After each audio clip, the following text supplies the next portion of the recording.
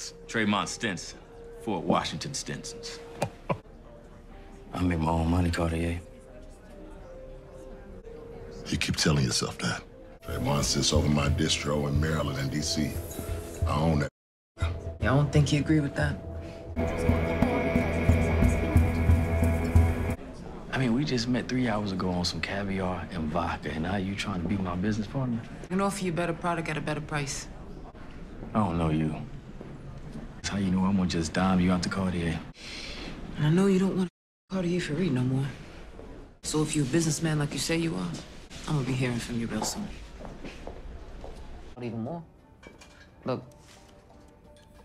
but I'm making moves to plug into a network that's gonna take us down to Maryland and D.C. We're about to be the Eastern Seaboard. Keep us posted on the expansion.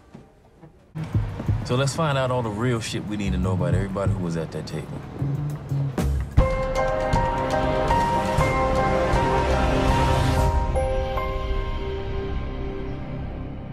What's up, YouTube? It's your boy Mark Dark, and I'm back with another video. If you're new, if you love power, go ahead and hit that subscribe button. Like the video and leave your theories, comments, everything down below. Now today we're going to be talking about Power Book 3 Raising Kanan Season 2. Was Raq'S move with Traymont smart? That is the topic of discussion. So down below, I want you guys to let me know exactly what did you think about this. We're definitely going to talk about it. Now make sure you checked out my last few videos. I dropped the Raq being a snitch. We know she was a CI for Detective Howard back in the day. I dropped the, fan theory earlier on in the day for you guys. So check that video out as well. Let me know what you think about Raq and, some of the things that she was doing back in the day.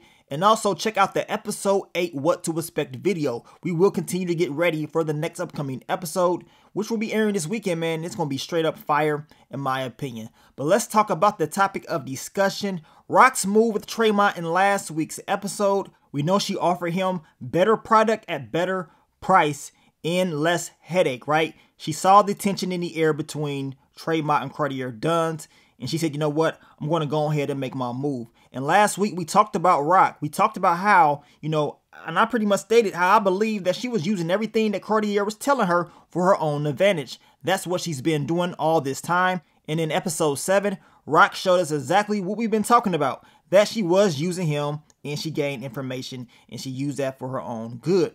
Now, when it comes to Raq making this move with Traymont, I believe it is a mistake. Not because he's not a good person to work with. I mean, he is a businessman, as he stated, and he's probably trying to expand and do good things with money. But I believe one of the main problems was we don't know a whole lot about this guy, right? As he told Raq, I just met you 3 hours ago, and she was already willing to make a move with him, right? So I think that's a huge mistake because you don't know how he operates like that. You don't know who he is for real.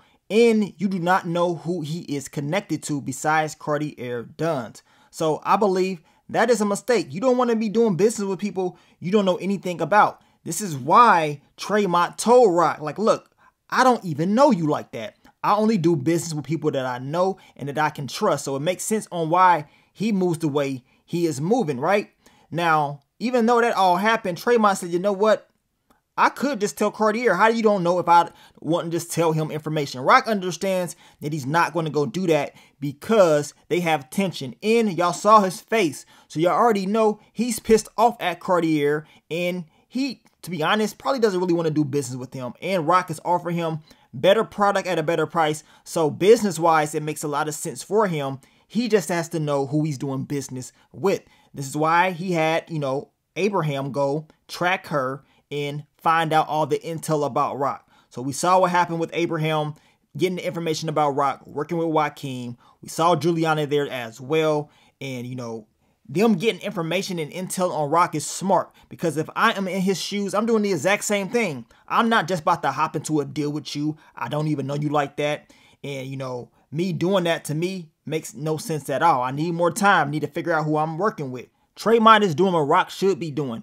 And that is research on, the people that you want to be working with, possibly, right? You want to make sure this is the right move for you and your family, your organization. You can't just be hopping into deals with people. So I believe what he's doing is smart. We're going to see how this whole game plan is going to work out for Raq. Like I said, it's only smart if everything goes as planned. But seeing that Traymont is already figuring out who Raq is working with Joaquin, which at the end of the day, I would not be surprised if he tries to go in and make a deal with Joaquin down the line. We saw Abraham, and he was talking about how Juliana looked good and stuff, so I will not be surprised if we see some type of connection down the line between them, right? Now, Raq has to understand doing business with Traymont is going to have consequences, right?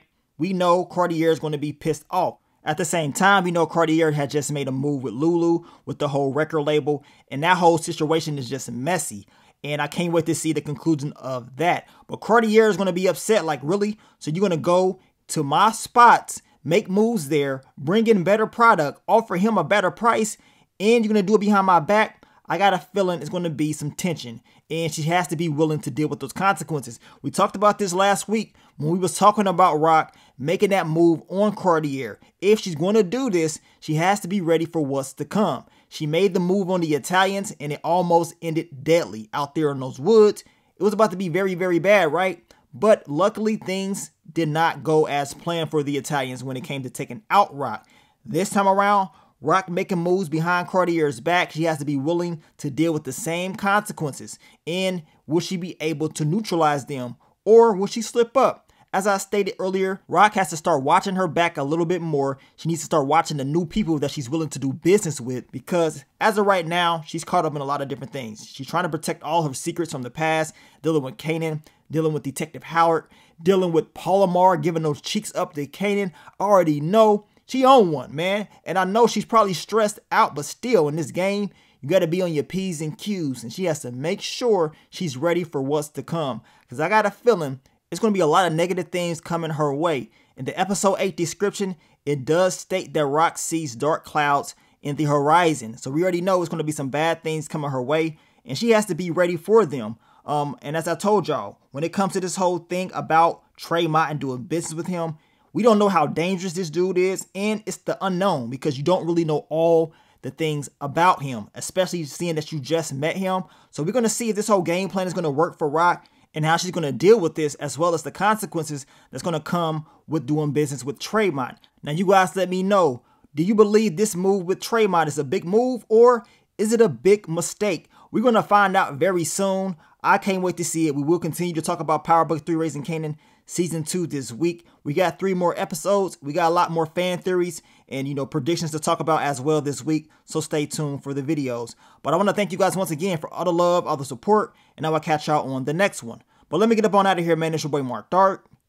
I'm out. Peace.